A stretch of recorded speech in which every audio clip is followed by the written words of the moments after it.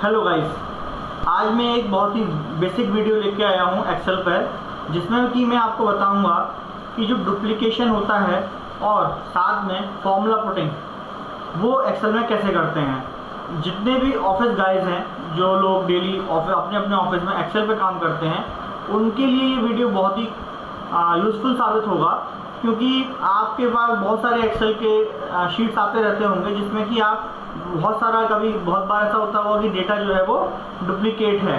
तो वो डेटा आपको डुप्लीकेशन एक तो हटाना है, और साथ में बहुत सारी शीट्स ऐसी होती हैं एक्सेल की जिसमें कुछ ऑलरेडी फॉर्मूला फिल होते हैं, लेकिन आप उसको मॉडिफाई नहीं करना जानते।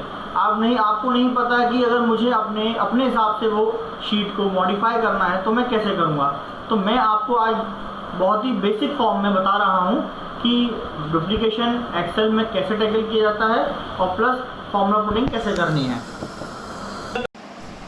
तो फ्रेंड, जैसा कि आप देख सकते हैं, मैंने आपको समझाने के लिए एक्सेल का एक शीट लिया हुआ है जिससे मैंने कुछ कॉलम्स में कुछ डेटा ऑलरेडी ले रखा है।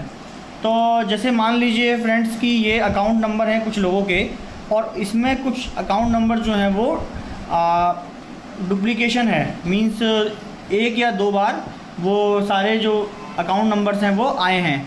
तो हमें सपोज़ करिए कि मुझे इस अकाउंट में से जितने भी डुप्लीकेट अकाउंट नंबर्स हैं वो डिलीट करने हैं। तो मैं कैसे करूँगा? तो पहले उसके लिए आपको क्या करना है, इस कॉलम को सेलेक्ट कर लेना है, और यहाँ पर आप देखिए ये कंडीशनल फॉर्मेटिंग का आपको ऑप्शन दिखेगा। इस कंडीशनल फॉर्मेटिंग में आप क्लिक करेंगे तो आपको यहाँ पर एक डुप्लीकेट वैल्यूज़ का ऑप्शन दिखेगा, जिस पर आप क्लिक कर देंगे। आपके क्लिक करते ही ये यहाँ पे आपसे कलर पूछेगा कि आपको जो डुप्लीकेट डेटा है वो किस कलर में शो करना है। तो ठीक है, वो रेड में मैंने किया हुआ है पहले से, तो उसको हम ऐसे ही रहने देते हैं और ओके कर देते हैं। ओके करते ही जो आपका पहला वाला कॉलम था उसमें वो सारे अकाउंट नंबर्स रेड मार्क हो गए हैं जो कि जिनका डुप्लीकेशन एग्जिस्ट कर रहा है, मींस जो एक से ज़्यादा बार एग्जिस्ट कर रहे हैं इस कॉलम आईडी में। तो अब सपोज़ करिए कि मुझे वो सारी रोज़ हटा देनी है जिनमें ये डुप्लीकेशन है, मींस मुझे वो डुप्लीकेट वैल्यूज़ हटानी है। तो हम क्या करेंगे, यहाँ पर पेज लेआउट में यहाँ डेटा में जाएंगे, और डेटा में जाके यहाँ पर एक आपको ऑप्शन दिखेगा रिमूव डुप्लीकेट्स का, जिसको आप क्लिक करेंगे। उसके बाद आप एक्सपेंड द सिलेक्शन करेंगे और रिमूव डुप्लीकेट चूज़ करेंगे यहाँ से। उसके बाद ये यहाँ पे सारे ये टिक मार्क हो रखा है, तो हम इसको अनसेलेक्ट कर देंगे। अनसेलेक्ट करने के बाद मैंने जिस कॉलम में डुप्लीकेट डेटा है उसी कॉलम को आप सिर्फ सेलेक्ट करेंगे। जैसे यहाँ पर अकाउंट नंबर डुप्लीकेट्स हैं, तो हम यहाँ पर अकाउंट आईडी से चूज़ करेंगे, ठीक है, और उसके बाद ओके कर देंगे। ओके करते ही सिस्टम बताएगा कि आपके इतने नंबर ऑफ़ डुप्लीकेट वैल्यूज़ हट गई हैं और इतनी यूनिक वैल्यूज़ रह गई हैं। तो आप जैसे देख सकते हैं यहाँ से जितना भी डुप्लीकेट डेटा था वो सब हट गया है। तो इस तरीके से आपको जो अपना डुप्लीकेट डेटा है वो अपनी शीट में से हटा देना है। आइए अब हम समझते हैं कि एक्सेल में फॉर्मूला पुटिंग कैसे करते हैं। तो जैसे कि आप देख सकते हैं, मैंने ये दो कॉलम्स लिए हुए हैं जिसमें कुछ वैल्यू पुट की हुई है। तो सबसे पहले हम इन दोनों का मल्टीप्लाई करके इस तीसरे वाली सेल में वैल्यू आंसर लेके आते हैं। तो वो कैसे लाना है, तो उसके लिए आप यहाँ पे क्लिक करिए और यहाँ पर आप पहले इक्वल टू लगाइए। उसके बाद आप जिन दो सेल्स का मल्टीप्लाई करना चाहते हैं उनको आपको चूज़ करना होगा। तो मैंने पहले ये जो सेल है ये चूज़ करी, और उसके बाद आप मल्टीप्लाई का साइन लगाइए, और उसके बाद आप जो दूसरी सेल है उसको चूज़ कर लीजिए। उसको चूज़ करने के बाद आप एंटर दबाएंगे। एंटर दबाते ही दोनों का मल्टीप्लाई होकर तीसरे कॉलम में आ जाएगा। अब ये जो मैंने फॉर्मूला 1 में पुट किया है आपको पूरे के पूरे कॉलम में पुट करना है। तो उसके लिए आपको कुछ भी नहीं करना, इस सेल को चूज़ करिए और यहाँ से इसको पकड़ के नीचे ड्रैग कर दीजिए। ड्रैग करने के बाद ये फॉर्मूला सारी के सारे सेल्स में पुट हो जाएगा और आपके आंसर्स आ जाएंगे।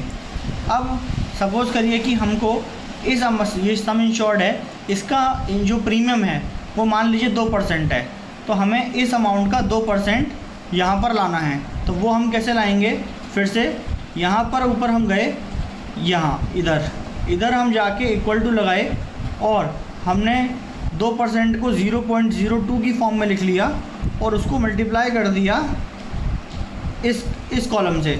इस सेल से मल्टीप्लाई करते ही इसकी 2% की वैल्यू यहाँ आ जाएगी और सिमिलरली हम इसको भी ड्रैग कर देंगे तो ये सेम फॉर्मूला सारी जगह लग जाएगा और ये यहाँ पर आपका 2% प्रीमियम आ जाएगा। अब तो ये हमारी जो एक शीट थी एक्सेल की वो पूरी हो गई है। अब जो थोड़ा सा टिपिकल चीज़ ये है कि मान लीजिए आपकी जो शीट है उसमें मल्टीपल पेजेस हैं, जैसे ये पेज नंबर पहला है मेरा प्रीमियम और ये मेरा सेकंड शीट है मेरी एक्सेल की जो कि जिसका नाम मैंने प्रीमियम 2 रखा हुआ है।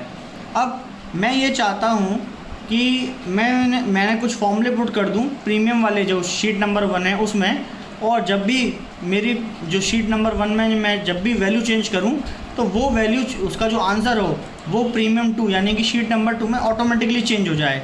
मींस मुझे प्रीमियम वाले पेज यानी शीट नंबर 1 से जो वैल्यूज़ हैं सेल्स की वो उठा के शीट नंबर 2 में लेके आनी है। तो वो हम कैसे करते हैं वो मैं आपको सिखाता हूँ। आइए, तो उसके लिए आप क्या करेंगे, जैसे मान लीजिए कि ये जो स्केल ऑफ फाइनेंस है ये मैं चाहता हूँ कि जब भी मैं यहाँ पर शीट नंबर 1 में चेंज करूँ तो शीट नंबर 2 में ये स्केल ऑफ फाइनेंस की वैल्यू अपने आप चेंज हो जाए। तो उसके लिए हम क्या करेंगे, हमको करना ये है कि मान लीजिए यहाँ पर कुछ भी नहीं है तो हम ये करेंगे यहाँ पर कि इस वाले सेल को चूज़ किया और वहीं हमने फॉर्मूला पुट किया। यहाँ फॉर्मूला पुटिंग इस तरह से होगी, थोड़ा सा देख लीजिएगा, इक्वल टू जो शीट नंबर 1 का जो नेम रखा हुआ है, जैसे मैंने प्रीमियम नाम रखा है तो इक्वल टू प्रीमियम आप टाइप करेंगे। यहाँ जैसा स्पेलिंग है बिल्कुल सेम होना चाहिए। उसके बाद एक्सक्लेमेटरी का साइन आप पुट करेंगे और जो जिस कॉलम से जिस सेल से हमको उठा के लाना है उस सेल की आप वैल्यू पुट करेंगे। जैसे कि यहाँ पे आप देख सकते हैं ये जो सेल है वो E2 है। E2 सेल देखिए, ये वाली जो पहली जो स्केल ऑफ फाइनेंस है उसका जो वैल्यू है वो है E2। तो आप यहाँ पे प्रीमियम पुट करने के बाद E2 टाइप करेंगे। E2 टाइप करते ही आपकी जो पहली शीट की जो भी वैल्यू पुट होगी वो शीट नंबर 2 में अपने आप आ जाएगी और सिमिलरली सारी जगह फॉर्मूला पुट करने के लिए हम इसको ड्रैग कर देंगे। तो जो शीट नंबर 1 में वैल्यूज़ हैं वो सारी की सारी वैल्यूज़ उठ के यहाँ आ जाएंगी। ये 3 जो है वो एक्स्ट्रा हैं इसमें, इसीलिए 0 हो गया है, इसको हम डिलीट कर देते हैं। तो ये पूरी की पूरी जो वैल्यू है, अब देखिए मैंने अगर यहाँ वैल्यू चेंज करी, सपोज़ इसको मैं 32,000 करूँगा तो यहाँ पर ये अपने आप चेंज हो जाएगा। ये देखिए 32,000 हो गया। उसी तरीके से मैंने अगर इसको भी 40,000 किया तो ये वैल्यू यहाँ पर अपने आप चेंज हो जाएगी। ये 40,000 देखिए हो गई। अब सिमिलरली मान लीजिए ये आपकी एक्सेल की शीट है और इसमें आप कुछ डेट डालते हैं और आप चाहते हैं कि मेरी जितनी भी शीट्स हैं उसमें वो डेट जो है अपने आप चेंज हो जाए। मीन्स क्योंकि मैंने यहाँ पे 2 ही शीट लिए हैं इसलिए आपको थोड़ा इजी लग रहा होगा, बट जो एक्सेल की बड़ी बड़ी शीट्स होती हैं उसमें 7 से 8 जो पेजेस होते हैं और वो सारे सब जगह वो चेंज हो जाए वैल्यू, वो थोड़ा सा कॉम्प्लिकेटेड हो जाता है। तो जैसे मान लीजिए शीट नंबर 1 में मैंने यहाँ पर एक डेट पुट की हुई है। अब मैं चाहता हूँ कि जब भी मैं शीट नंबर 1 में डेट चेंज करूँ तो मेरी बाकी जितने भी पेजेस हैं वो वहाँ पर सब जगह मेरी डेट अपने आप चेंज हो जाए। तो मैंने यहाँ पे तो ये टाइप किया हुआ है सिंपली, जैसे मैंने लिखा आज 9 अगस्त 2020, यहाँ मैंने टाइप किया। अब मैं चाहता हूँ कि ये प्रीमियम 2 में भी डेट में लिखूँ और यहाँ पर ये डेट हमेशा चेंज हो जाए अपने आप।